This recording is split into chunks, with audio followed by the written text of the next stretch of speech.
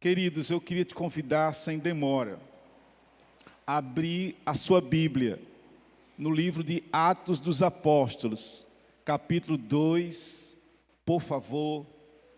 Atos dos Apóstolos, capítulo de número 2, e nós vamos ler do verso de número 14 ao verso de número 36. É uma leitura longa, eu confesso, mas ela é necessária. Eu espero sua compreensão nesse sentido. E uma outra coisa que eu vou pedir é que, se você puder, depois da leitura, você puder deixar a Bíblia aberta nesse texto, se você puder, deixe, porque de vez em quando eu vou fazer um exercício para a gente ler juntos algum texto, ratificando, confirmando aquilo que a gente está expondo pela palavra. Então, deixe a Bíblia aberta, né? Às vezes, alguns irmãos usam os aparelhos eletrônicos, celulares, smartphones. Então, se puder deixar também já em ponto de bala, para você também poder participar. Eu acho muito legal quando a gente lê a palavra junto. Geralmente, a galera da mídia joga o texto aqui também no Data Show e você pode acompanhar aqui em cima. Então, Atos, capítulo 2, Atos 2, a partir do verso de número 14. Apenas para contextualizar os irmãos, vamos começar a ler aquilo que é chamado de pregação, um sermão do apóstolo Pedro, após o Espírito Santo descer sobre aquele grupo de cristãos que estavam ali, obedecendo o mandamento do Senhor, a promessa que lhes tinha sido dada, que eles não se ausentassem de Jerusalém, porque eles receberiam o poder ao descer sobre eles o Espírito Santo. A Escritura Sagrada diz que eles estavam, isso está no início do capítulo 2, na festa de Pentecostes, ao cumprir-se aquele tempo, aquele momento, o Espírito veio sobre eles. Os irmãos lembram que eles começaram a testemunhar em diversos idiomas, em diversas línguas, de pessoas que estavam em Jerusalém.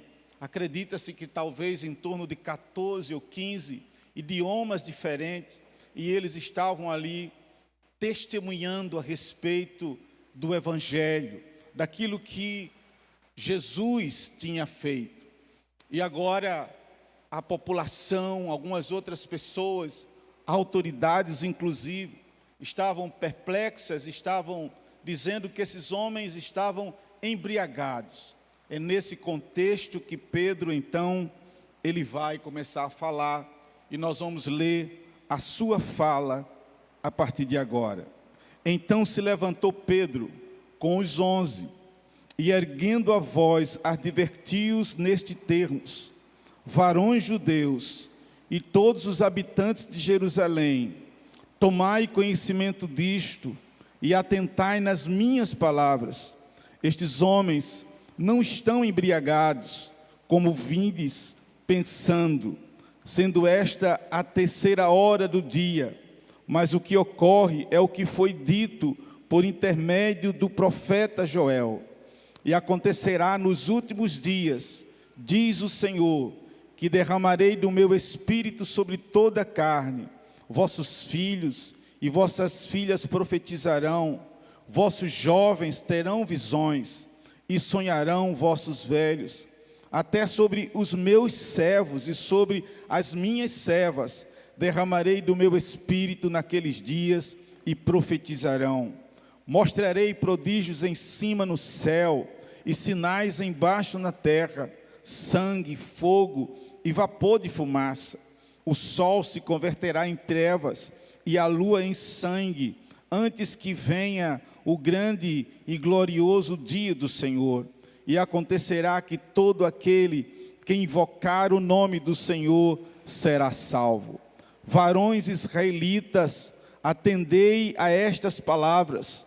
Jesus, o Nazareno, varão aprovado por Deus diante de vós com milagres, prodígios e sinais, os quais o próprio Deus realizou por intermédio dele entre vós, como vós mesmos sabeis, sendo este entregue pelo determinado desígnio e presciência de Deus, vós o matastes, crucificando-o por mãos de iníquos, ao qual, porém, Deus ressuscitou, rompendo os grilhões da morte, porquanto não era possível fosse ele retido por ela. Porque a respeito dele, diz Davi, diante de mim via sempre o Senhor, porque está à minha direita, para que eu não seja abalado. Por isso se alegrou o meu coração e a minha língua exultou. Além disso, também a minha própria carne repousará em esperança, porque não deixarás a minha alma na morte, nem permitirás que o teu santo veja a corrupção. Fizeste-me conhecer os caminhos da vida, encher-me-ás de alegria na tua presença. Irmãos, seja-me permitido dizer-vos claramente a respeito do patriarca Davi, que ele morreu e foi sepultado, e o seu túmulo permanece entre nós até hoje, sendo, pois, profeta, e sabendo que Deus lhe havia jurado que um dos seus descendentes se assentaria no seu trono, prevendo isto, referiu-se à ressurreição de Cristo, que nem foi deixado na morte, nem o seu corpo experimentou corrupção. A este Jesus Deus ressuscitou, do que todos nós somos testemunhas, exaltado, pois, à destra de Deus, tendo recebido do Pai a promessa do Espírito Santo, derramou isto que vedes e ouvis. Porque Davi não subiu aos céus, mas ele mesmo declara: disse o Senhor ao meu Senhor, assenta-te à minha direita, até que eu ponha os teus inimigos por estrado dos teus pés. Esteja absolutamente certa, pois toda a casa de Israel, de que a este Jesus, que vós crucificastes, Deus o fez Senhor e Cristo. Aleluia, que texto lindo, irmãos. Vamos orar. Senhor, te damos graça e te louvamos, ó Deus, por tudo o que já ocorreu, o que já aconteceu aqui nessa noite. Nós pedimos em nome do teu Filho amado Jesus, a quem nós anunciamos, a quem nós pregamos, e hoje celebramos a sua ressurreição. Nós pedimos em nome dele, ó Deus, que o Senhor possa ministrar ao nosso coração, com muita graça, ó Deus, com muita propriedade, com muita clareza.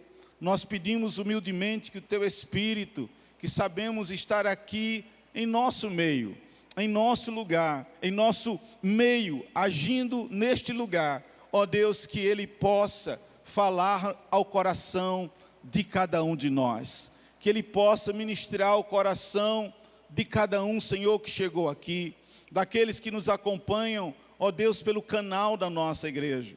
Meu Deus, mas se alguém entrou aqui nesse lugar, ou se está nos assistindo ainda sem certeza de salvação, ainda sem a convicção, ainda sem andar sob o senhorio de Jesus, que nesta noite o Senhor possa lhes falar ao coração, que nessa noite o teu Espírito Santo possa convencer, ó Deus, em nome de Jesus. Pai amado, Pai querido, fala, ó Deus, através da tua santa e poderosa palavra. Nós nos, ó Deus, submetemos ao Senhor e pedimos a tua graça, graça abundante sobre nós, para que tenhamos, ó Deus, propriedade, autoridade e unção para anunciar o evangelho da graça do Senhor. Me ajude, Senhor, nesse momento, a expor com fidelidade, ó Deus, a Escritura sagrada. Eu peço ao Senhor que o Senhor livre-me de erros, ó Deus, enganos de interpretação. assim também como eu peço pelos meus irmãos e minhas irmãs, por aquilo que eles vão ouvir, que eles também, Senhor, possam compreender aquilo que o Senhor deseja falar ao nosso coração. É a minha oração e nós a fazemos no nome de Jesus Cristo. Amém, amém, amém. Meus irmãos, eu queria começar dizendo que para mim, de fato, essa foi uma semana muito especial. Eu creio que para a maioria de nós que estamos aqui nessa noite, para mim ela foi uma semana especial, em primeiro lugar, porque a gente começou a ouvir os testemunhos de algumas pessoas, de algumas famílias falando sobre essa campanha que nós estamos fazendo de jejum e oração. E nós, hoje de manhã, numa visitação tremenda da parte de Deus, assim como Deus tem nos visitado também nas quartas-feiras à noite aqui. E como eu costumo dizer, o grupo que vem orar nas quartas-feiras aqui não é um grupo grande. Até a gente tem surpreendido que tem vindo até mais pessoas. Mas a coisa mais gostosa tem sido as visitações de Deus no nosso meio. E tem sido um tempo tão gostoso. Os irmãos que têm vindo essa semana, os irmãos sabem que quarta-feira eu fiz 3 tempos de oração, 6 da manhã, meio-dia, 18 horas, dirigindo ali no Instagram. Vários de vocês entraram, vários de vocês participaram. A gente divulgou essa programação um dia antes. E eu me lembro que o pastor Marcelo, ele mandou uma mensagem para mim, às vezes preocupado, como ele é preocupado como amigo. Fique em casa, pastorzão, descanse essa quarta, fique em casa, a gente toca aqui o culto, o senhor não está escalado. Eu falei, Marcelo, eu quero ir, eu preciso estar aí com os meus irmãos, eu quero estar com os meus irmãos. E eu vim com a Denise, e a gente ficou só ali, adorando a Deus, orando e sendo ministrados pela pregação do nosso querido Joselito. Que tempo especial. E eu comecei a ouvir irmãos dando testemunho dos devocionais. Eu espero que você esteja fazendo os devocionais com a sua família. Eu tenho feito com Denise e a gente tem discutido as perguntas da reflexão. A gente tem orado junto. A gente já fazia isso, mas como tem sido tão gostoso. Uma semana muito abençoada. Essa foi a primeira semana da campanha de jejum. Irmãos, deixe-me dizer uma coisa. Olha só, você sabe disso. Isso aqui eu só vou repetir por repetir, mas você sabe. Quando a igreja ora, Deus começa a atuar no nosso meio. Meus irmãos, vamos ser uma igreja de oração. Seja um crente de oração, seja uma mulher de oração. A gente tem uma reunião de homens marcada, a gente vai avisar terça-feira. E eu espero que esses homens venham como vieram da outra vez, 33 homens. E eu já estou planejando, eu já comecei a maquinar. Eu quero ter um tempo tremendo de oração com esses homens. A gente colocar esses homens para orar. Denise, bota essas mulheres para orar, Denise. Pedro e companhia limitada, põe esses jovens e adolescentes para orar. Virna, bota esses amigos para orar. Se a gente começa a orar, Deus começa a atuar no nosso meio, irmãos. E nós já temos sentido isso, irmãos. Nós já temos sentido algo diferente no nosso meio, na nossa vida. E alguém já disse algo muito interessante sobre a oração, porque muitas vezes nós oramos para Deus mudar as coisas. Mas às vezes Deus não muda as coisas, mas às vezes Deus muda a nossa vida. Não é verdade? Quem sabe a mudança não seja necessária em nós e a gente está querendo mudança para outras coisas. E essa mudança pode começar conosco.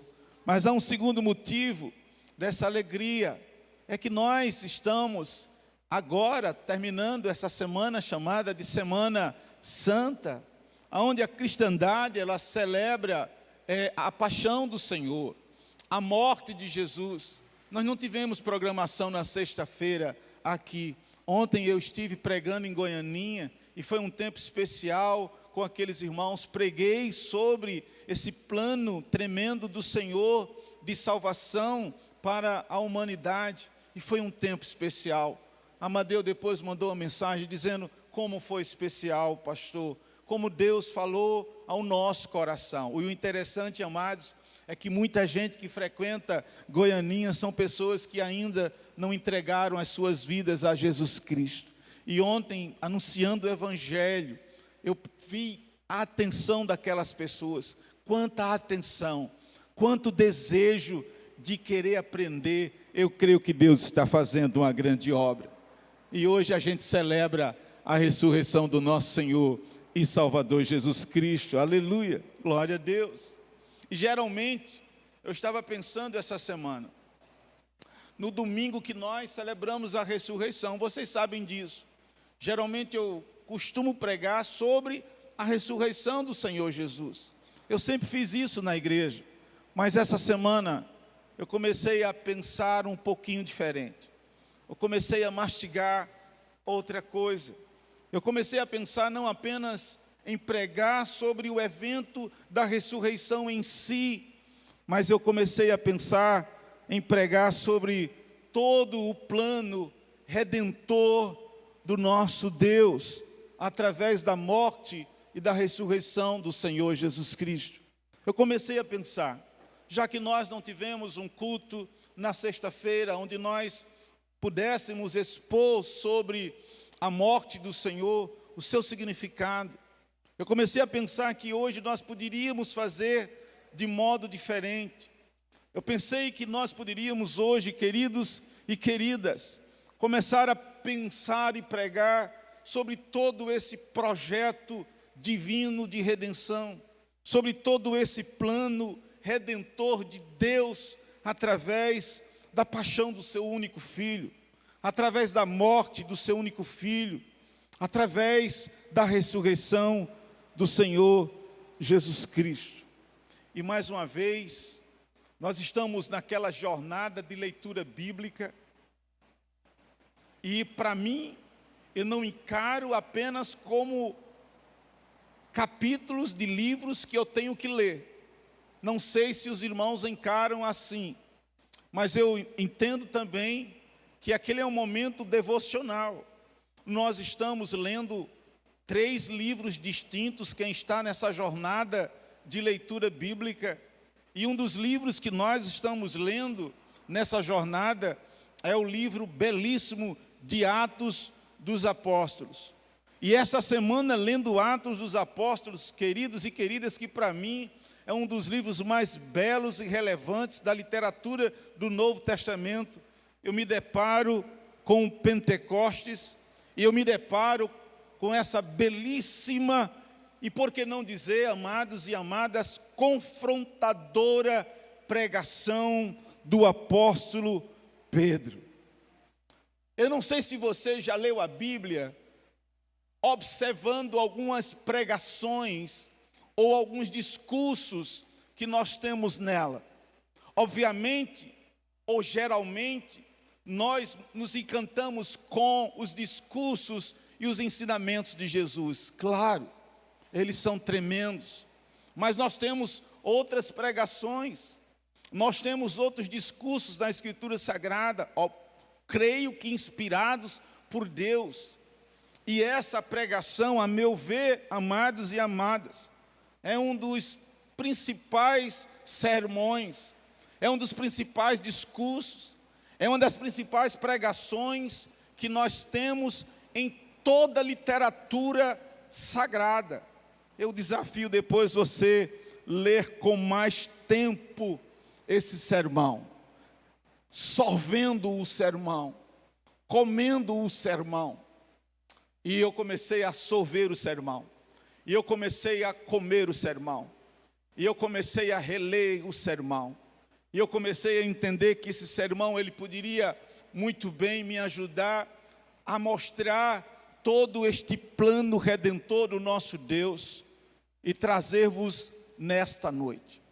Lendo um pouco sobre este belíssimo e confrontador sermão, eu vi um certo comentário de um teólogo norte-americano já falecido, chamado R.C. Sproul. E o R.C. Sproul, comentando este sermão do apóstolo Pedro, ele diz que esse sermão, entre muitas características, 4, elas são profundamente muito importantes. É claro que esse sermão pode ter muitas características, mas Sproul, eu gostei disso, ele ressalta ele ressalta algumas características relevantes e importantes desse sermão. Por exemplo, Sproul diz que esse sermão ele foi completamente bíblico. E é verdade, irmãos. Nós temos que entender uma coisa. O cânon do Novo Testamento ainda não estava formado. Na verdade, a igreja primitiva, ela vai fazer uso da literatura do Antigo Testamento. É por isso que o apóstolo Paulo, escrevendo a Timóteo, e nós temos que entender isso, ele diz que toda escritura é inspirada por Deus. Todo livro sagrado é inspirado por Deus e é útil para nós.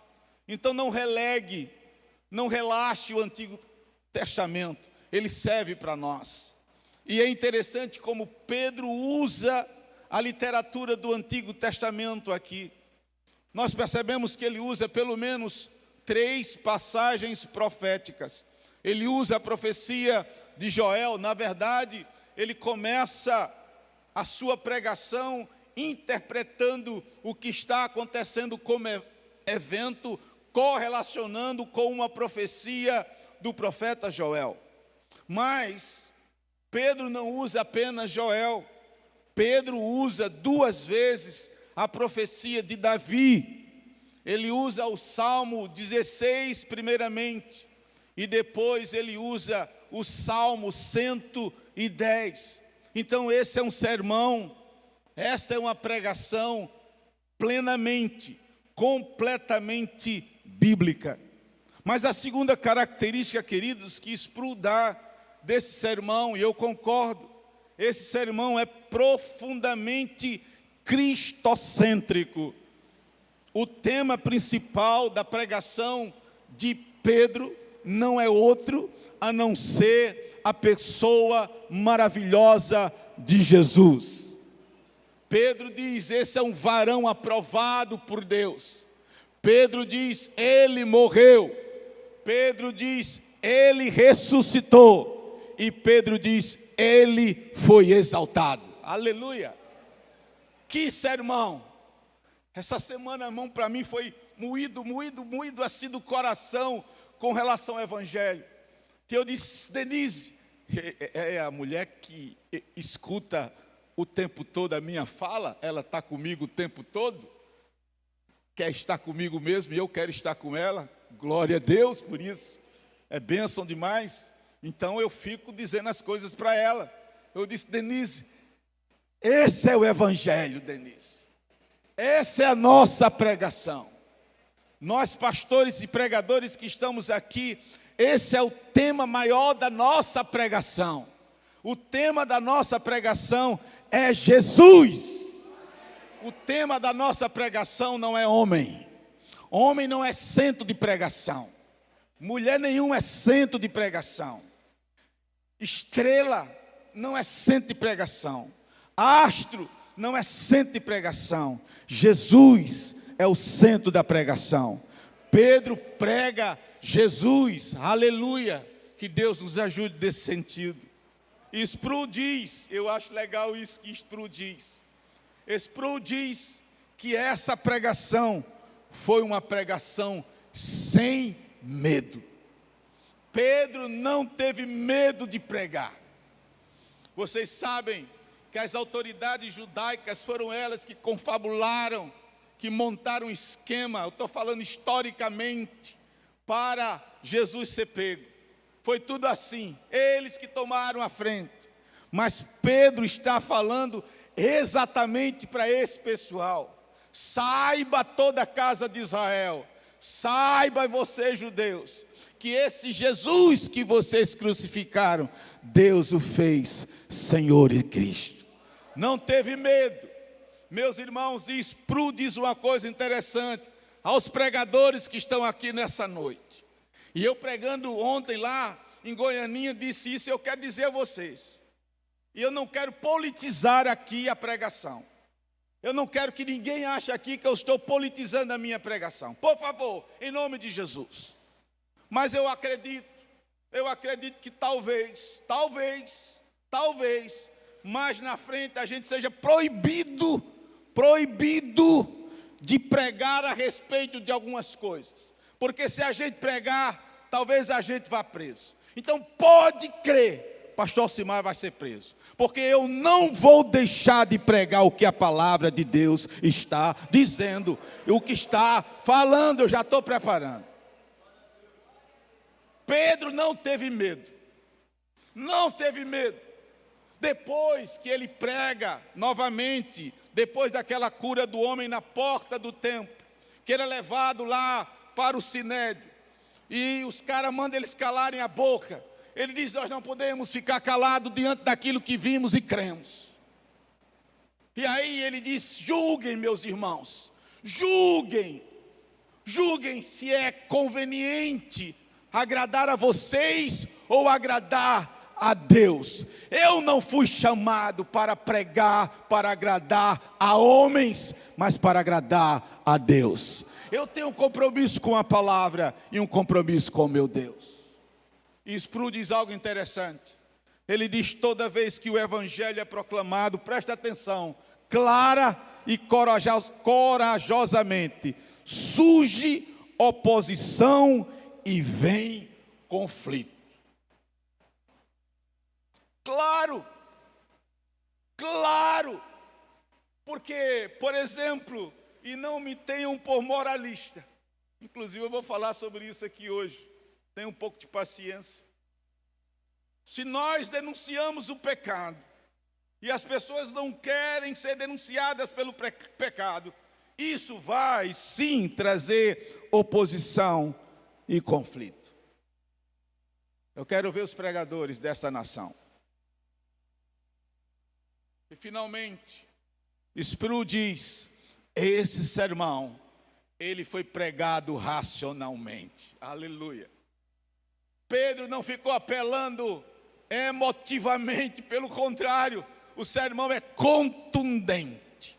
Ele usa a escritura racionalmente.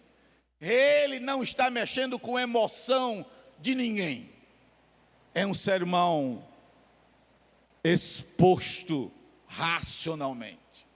E aí, irmãos, a gente começa a olhar para esse sermão e a gente começa então a perguntar o que é que o apóstolo Pedro nos traz aqui a respeito deste plano redentor de Deus, que é isto que, acima de tudo, esta Páscoa significa. O que é que Pedro destaca na sua pregação e que nós temos que ruminar, que nós temos que ponderar, que nós temos que internalizar, que nós temos que trazer para a nossa realidade, para a nossa vida. Eu creio que se você se debruçar sobre esse texto, você vai tirar muitas coisas destacadas. Mas eu quero destacar pelo menos 4 coisas nessa noite. A primeira coisa que o sermão de Pedro destaca é a morte do Senhor Jesus Cristo. É a primeira coisa que Pedro destaca no seu sermão. Pedro, depois de dar uma declaração ou uma explicação profética daquilo que estava acontecendo, podemos dizer sobrenaturalmente, que foi a profecia de Joel, você percebe que depois que ele fala de Jesus como esse obreiro perfeito, esse varão perfeito, ele destaca a morte do Senhor Jesus Cristo. E eu peço que você leia comigo, por isso que eu pedi que você deixasse a sua Bíblia aberta, que você lesse comigo, querido e querida, o verso de número 22 e o verso de número 23, 22 e 23. Eu creio que os meninos vão botar aí, nós vamos ler juntos aqui. Vamos lá? 22 e 23. Varões israelitas, atendei a estas palavras. Vamos lá. Jesus, o Nazareno, varão aprovado por Deus diante de vós com milagres, prodígios e sinais, os quais o próprio Deus realizou por intermédio dele entre vós, como vós mesmos sabeis. Agora veja lá, sendo este entregue pelo determinado desígnio e presciência de Deus, vós o quê? Vós o quê? O matastes, crucificando por mãos de iníquos. Pedro faz questão de destacar a morte do Senhor Jesus Cristo, quando ele diz: vós o matastes, crucificando-o por mãos de iníquos. É claro, é óbvio que Pedro, quando fala isso nesse sentido, ele está destacando ou querendo destacar o envolvimento direto dos judeus na prisão, no julgamento e na morte do Senhor Jesus Cristo sob o poder do Império Romano. Nós percebemos, inclusive, que depois Pedro vai ratificar este pensamento, querido e querida, no verso de número 36. Agora preste atenção aqui, por gentileza. Sobre a morte de Jesus aqui, é necessário que a gente destaque duas coisas importantes. A primeira coisa importante com relação à morte Nazaçu de Jesus Cristo que Pedro destaca é que a morte do Senhor Jesus Cristo foi um evento histórico único. Não houve outro evento similar e nunca existirá. A morte do Senhor Jesus Cristo foi um evento histórico singular, único. Pedro está dizendo, de fato, Cristo morreu. Pedro está dizendo, de fato, ele foi preso, ele foi julgado, ele foi espancado, ele foi escarnecido, ele foi condenado e ele foi pregado numa cruz. Ali ele ficou pendurado por horas e ali ele entregou o seu espírito, ele morreu. É isso que Pedro está dizendo, querido e querida, para mim e para você. Pedro está dizendo para mim e para você que este evento é um evento histórico, é um evento único. Ali estava morrendo o Filho de Deus, ali estava morrendo, querido e querida, a segunda pessoa maravilhosa da Trindade. Era o Cristo, o Messias. É um fato único. É o próprio Deus encarnado que está entregando a sua vida. Mas há uma segunda coisa que é importante a gente destacar sobre a morte de Jesus, que Pedro destaca no texto que nós lemos. Preste atenção, Nazaçu. A morte de Jesus Cristo fez parte de um plano perfeito e soberano de Deus. Aleluia! Pedro deixa claro em sua exposição que a morte de Jesus não é obra do acaso. A morte de Jesus não é mera eventualidade histórica. A morte de Jesus, ela não ocorreu por mera conspiração. Pedro deixa claro em sua pregação que há um plano perfeito, há algo maior por trás.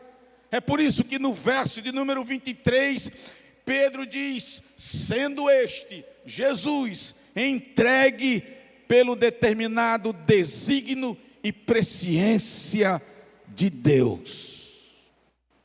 O Cordeiro já estava imolado desde a eternidade. Esse é o plano perfeito de Deus.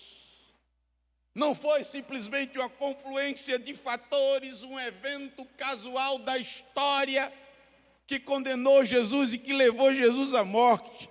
A morte de Jesus faz parte de um plano perfeito de Deus. Louvado seja o seu nome.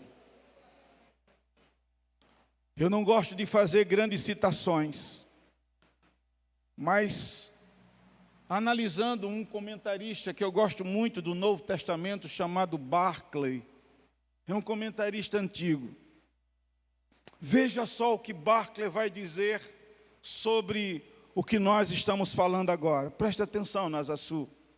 Barclay vai dizer assim: esta é uma passagem cheia da essência do pensamento dos pregadores primitivos. Eles insistem que a cruz não foi um acidente, pertencia aos planos eternos de Deus. Várias vezes Atos afirma que a cruz estava nos planos eternos de Deus. A cruz não foi uma obra do acaso, não foi uma coincidência histórica. A cruz fazia parte dos planos eternos de Deus.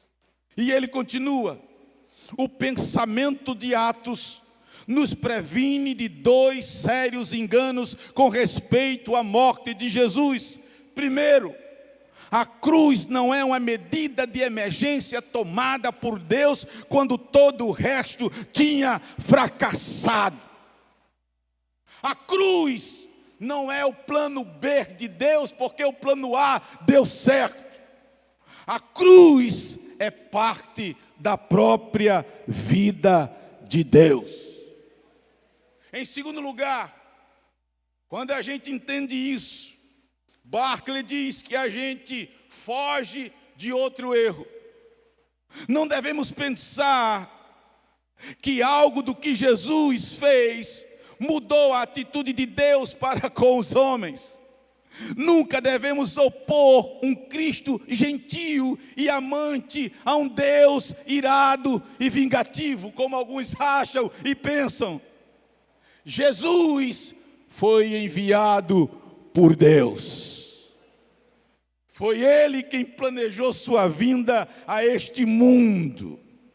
E Barclay conclui o seu pensamento dizendo: olha só, podemos dizê-lo assim: a cruz foi uma janela no tempo que nos permite ver o amor sofredor que existe eternamente no coração de Deus.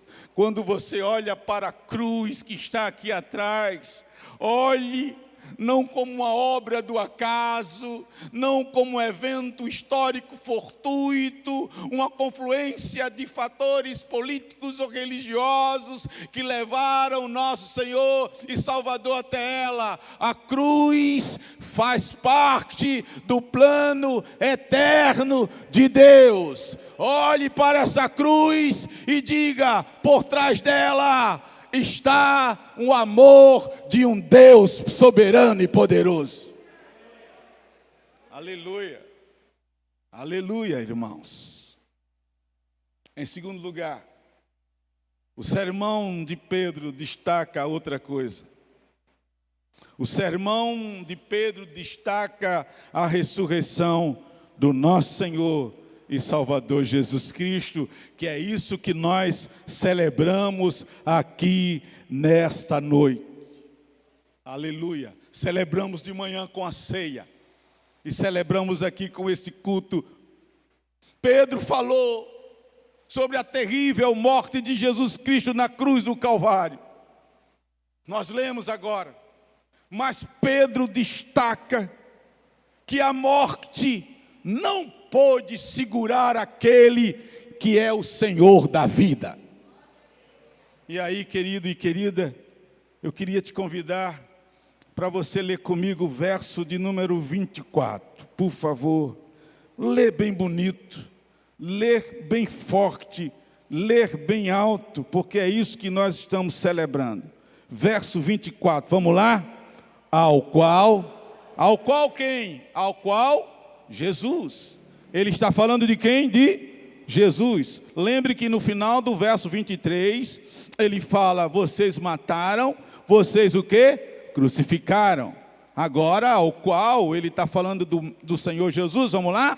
Ao qual, porém, Deus ressuscitou, rompendo os grilhões da morte, porquanto não era possível fosse ele retido por ela. Podemos ler novamente, irmãos? Podemos dar um glória a Deus depois que a gente ler? Eu não quero forçar a barra de ninguém. Carolzinha chegou para mim hoje e ali disse: a igreja hoje está quente. Literalmente também, né? Tá. Eu não gosto de mexer. Eu já disse a vocês, mas tem coisa que eu leio. E pregando hoje de manhã sobre a ressurreição, que eu nem preguei. Eu fui só contar a história hoje. Foi só Forrest Gump hoje de manhã, contando testemunho. Mas Deus nos visitou mesmo assim. O coração chega, bate forte, bate forte.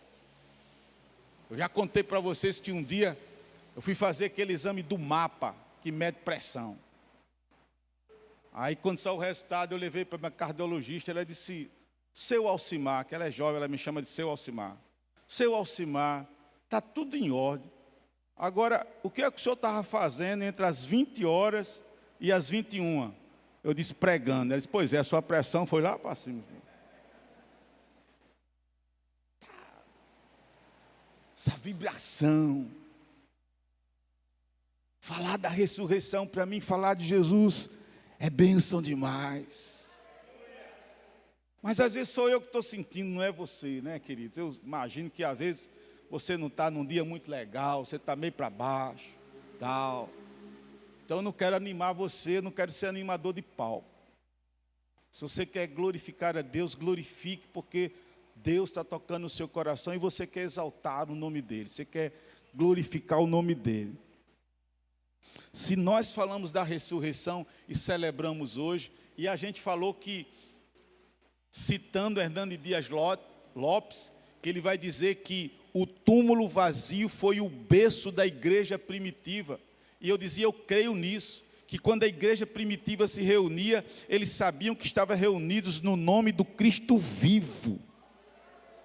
Vivo. Eu sei que a gente tem dia que não está legal. Por favor, em nome de Jesus, por favor. Está meio deprimido, meio ansioso, meio para baixo. Eu compreendo isso. Então, não se sinta ofendido ou ofendida. O pastor quer que a gente fique dando aleluia, glória a Deus, levantando a mão. Quer não, nunca pedi isso não. Eu entendo. Mas, se Cristo ressuscitou, e nós estamos aqui adorando esse Cristo ressurreto, vamos adorá-lo, vamos exaltá-lo, vamos glorificar. É ou não é? Sem querer fazer comparação, mas já fazendo. Teve a final aí, do campeonato potiguar. O camarada vai, grita por 2 horas. Eu só fui nessa Arena das Dunas uma vez, que Luciano e Leandro me levaram para assistir ABC e Vasco. Calma. Foi. Estava lotado. Eu tive que ficar no meio da torcida do ABC. Porque eu fui convidado por Luciano e Leandro, eles são ABCdistas. Mas, meus irmãos, tinha 2 adolescentes assim na minha frente. Adolescente. Que essas 2 menininhas só faltava morrer. De torcer, de gritar. Tá, tá, tá. Ficar, meu Deus. Vão se rasgar. E aí, às vezes, irmãos, a gente chega na casa do Senhor. Às vezes a gente fala das obras de Deus. Às vezes a gente fala da vitória de Cristo. E tem crente que parece que morreu. Parece que você está falando um negócio que é irreal. Sei lá. A gente precisa rever a nossa espiritualidade. Por favor, queridos, eu não estou querendo criar estereótipos de crente. Só aquele camarada que grita, que pula, que dança e tal. Não é isso. A coisa tem que vir espontaneamente de dentro da gente. Não me julgue e não me critique, por favor. Mas às vezes isso é uma verdade. Vamos ler novamente junto o verso número 24, que aqui diz. Vamos lá. Olha o que é que Pedro vai dizer, vamos lá? Ao qual, porém, Deus ressuscitou, rompendo os grilhões da morte, porquanto não era possível fosse ele retido por ela. Aleluia! Jesus Cristo ressuscitou, Ele está vivo, louvado seja o seu nome. Aleluia, Ele está vivo. Ele está vivo. Nós não estamos aqui cultuando um Cristo morto, mas um Cristo que está vivo. Aleluia. E é interessante, amados, que Pedro, inclusive, ele usa um texto de Davi, entre os versos 25 que eu ia ler, não vou ler para ganhar tempo, até o verso 31, era como se Pedro estivesse dizendo mais ou menos assim: Davi esteve entre nós, Davi profetizou sobre isso, mas o túmulo de Davi, nós sabemos aonde está, mas a tumba de Jesus está vazia. A tumba está vazia, ele venceu a morte. E Pedro diz assim, olha, e nós somos testemunhas. Aleluia, Pedro está dizendo, eu vi o Cristo ressurreto. Eu vi, outros viram, ele está dizendo, ele venceu a morte, aleluia. E eu penso, amados e amadas, que com isso, Pedro destrói completamente o argumento que a ressurreição de Cristo tinha sido um embuste, uma mentira. Ele desconstrói, ele destrói, ele está dizendo, ele ressurgiu, a morte não pôde, não teve poder para segurá-lo. Deus poderoso tirou ele da morte para a vida, louvado seja o seu nome.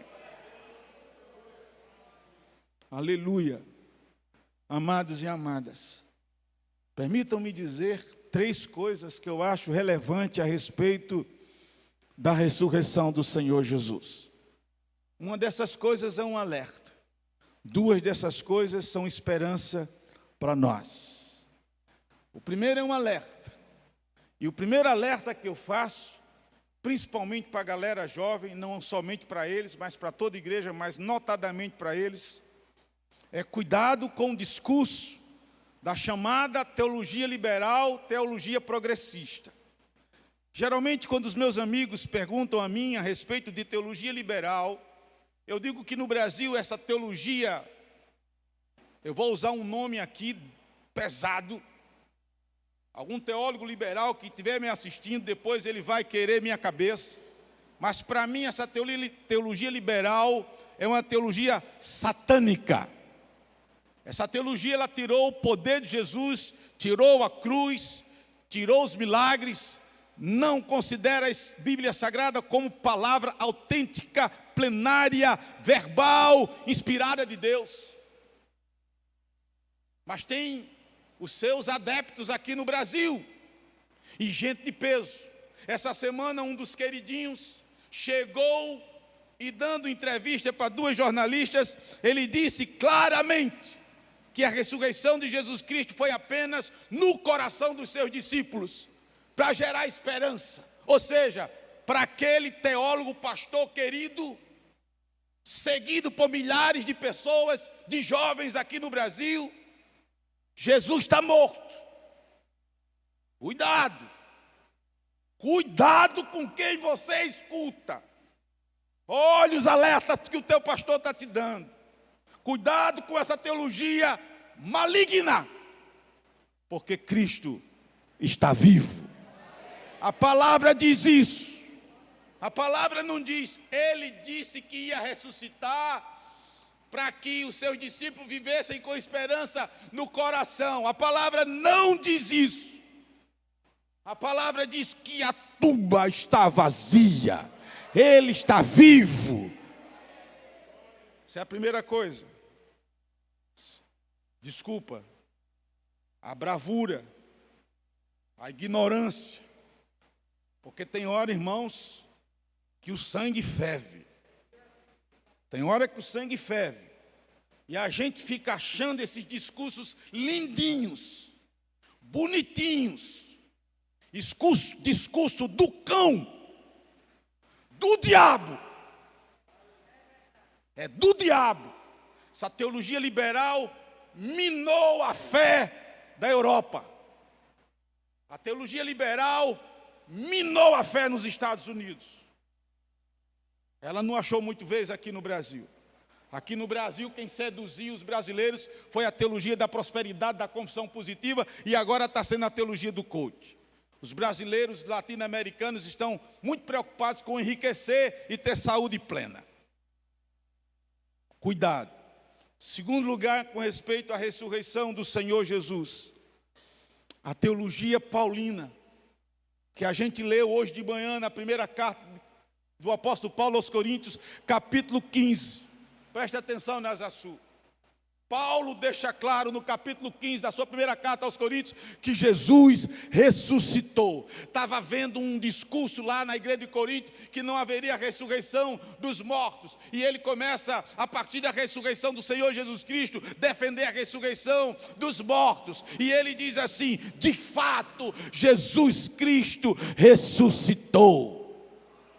E aí, Paulo diz: se Jesus não tivesse ressuscitado, vã seria a nossa fé e a nossa pregação.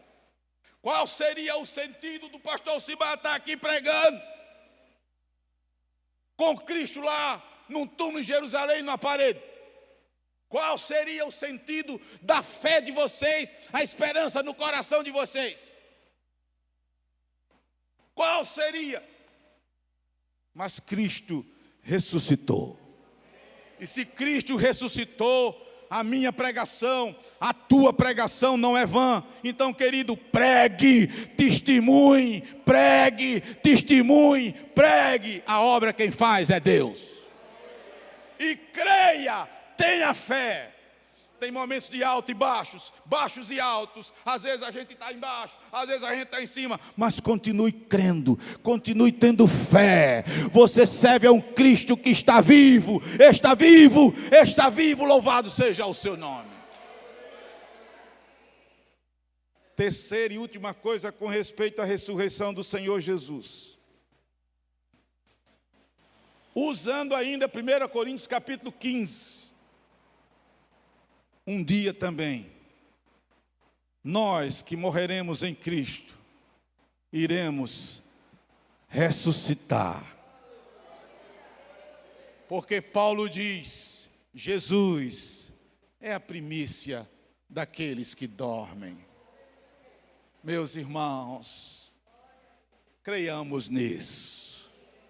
Podemos morrer, todos nós, mas um dia, quando Ele voltar, aqueles que morreram nele ressuscitarão primeiro. Glória a Deus. Aleluia. Então creia nisso. Meus irmãos e minhas irmãs, deixa eu citar Barclay novamente, por favor. Meu Deus do céu. Deixa eu citar Barclay. Essa citação de Barclay é tremenda. Ele diz: Atos dá ênfase à ressurreição como a prova final de que Jesus era fora de dúvida o escolhido de Deus. Atos foi chamado, olha só, eu nem sabia disso, o evangelho da ressurreição. Para a igreja primitiva isto era o mais importante. Devemos recordar o seguinte: sem a ressurreição não existiria a igreja cristã. Quando os discípulos pregavam sobre a importância da ressurreição, falavam da sua própria experiência. Depois da cruz, aqueles discípulos estavam aniquilados, destroçados, com seus sonhos quebrados e suas vidas quebrantadas. A ressurreição mudou tudo isto e converteu homens sem esperança em pessoas plenas de confiança, transformou covardes em heróis. A ressurreição. Aleluia. Terceiro e último e penúltimo ponto a destacar: o sermão de Pedro destaca o senhorio de Jesus Cristo. Depois que Pedro fala da morte, depois que Pedro fala da sua poderosa ressurreição, Pedro destaca o senhorio de Jesus. Aí eu queria te convidar, querido e querida, para ler os versos 33 a 36. Bem bonito, bem lindo mesmo. A gente lê junto, de 33 a 36. Vamos lá? Exaltado, pois, à destra de Deus, tendo recebido do Pai a promessa do Espírito Santo, derramou isto que vedes e ouvis, porque Davi não subiu aos céus, mas ele mesmo declara: disse o Senhor ao meu Senhor, assenta-te à minha direita, até que eu ponha os teus inimigos por estrado dos teus pés. Agora olha, esteja absolutamente certa, pois toda a casa de Israel, de que a este Jesus, que vós crucificaste, diga agora: Deus o fez Senhor e Cristo. Aleluia, aleluia. Não tenho o que dizer, irmãos. Ele é Senhor e Cristo. Aleluia. Eu quero terminar destacando o último ponto desse sermão de Pedro. Porque Pedro destaca o objetivo da pregação chamada querigmática. Que é essa pregação? Jesus Cristo nasceu sem defeito, viveu sem defeito, morreu sem defeito, ressuscitou, foi elevado aos céus, exaltado, aleluia, e vai voltar. Essa era a pregação da igreja primitiva. Era essa, não tinha outra pregação a não ser essa. E Pedro, no seu sermão, destaca o objetivo da pregação do Evangelho. A pregação querigmática, a pregação do Evangelho da graça de Deus. O objetivo da pregação do Evangelho da graça, do querigma de Deus, não é massagear ego de ninguém. O objetivo da pregação não é levantar a autoestima de ninguém. O objetivo da pregação do Evangelho, do querigma, não é prometer riqueza para ninguém, nem promessa de prosperidade e saúde para ninguém. O Evangelho da graça de Deus, o Evangelho querigmático, querido e querida, não é simplesmente um belíssimo discurso de moralidade e de ética. O Evangelho da graça de Deus, o Evangelho querigmático, querido e querida, não é entretenimento para distrair crente, para distrair pessoas. O Evangelho da graça, o Evangelho querigmático confronta o pecador decadente, miserável, no seu estado de pecaminosidade e miserabilidade, na situação aonde ele está. Mas ao mesmo tempo em que ele confronta esse pecador, ele mostra a esperança na pessoa do Salvador e Redentor, Jesus Cristo. Esse é o Evangelho. E eu acho interessante como começa a surgir no nosso meio nesse tempo essas falsas interpretações malignas, demoníacas. Esses camaradas chamados liberais começam a dizer: Jesus morreu por causa do seu discurso político. Jesus morreu porque se levantou contra a religião institucionalizada. Jesus morreu porque confrontou os poderes estabelecidos. Jesus morreu porque Deus amou o mundo de tal maneira que deu o seu único Filho, para que todo aquele que nele crê não pereça, mas tenha a vida eterna. Foi por isso. Foi por isso. Interessantemente, amados e amadas, veja o final da pregação de Pedro. A partir do verso 37. Ouvindo eles estas coisas, compungiu-se-lhes o coração e perguntaram a Pedro e aos demais apóstolos: que faremos, irmãos? Esses homens e essas mulheres, depois que ouviram esse sermão duríssimo, alguns deles estavam com os corações profundamente tocados. E eles disseram: o que é que nós vamos fazer? Não estão perdidos. A nossa situação é calamitosa. Verso 38, respondeu-lhe Pedro: arrependei-vos, e cada um de vós seja batizados em nome de Jesus Cristo, para a remissão dos vossos pecados, e recebereis o dom do Espírito Santo.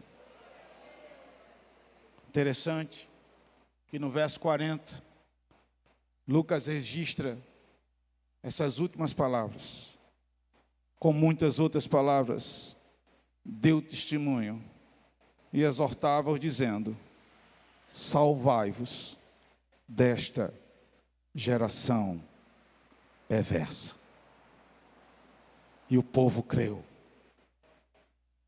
E naquele dia, houve um acréscimo de quase 3.000 pessoas. Meus irmãos, é este evangelho que é o poder de Deus para a salvação. Não há outro evangelho. Os homens em nossa geração, líderes, pastores, estão querendo humanizar aquilo que é divino, o evangelho. E estão permutando por um evangelho cada vez mais humanista. Não permitamos isso. Não negociemos a verdade da palavra, o evangelho da graça, o querigma de Deus.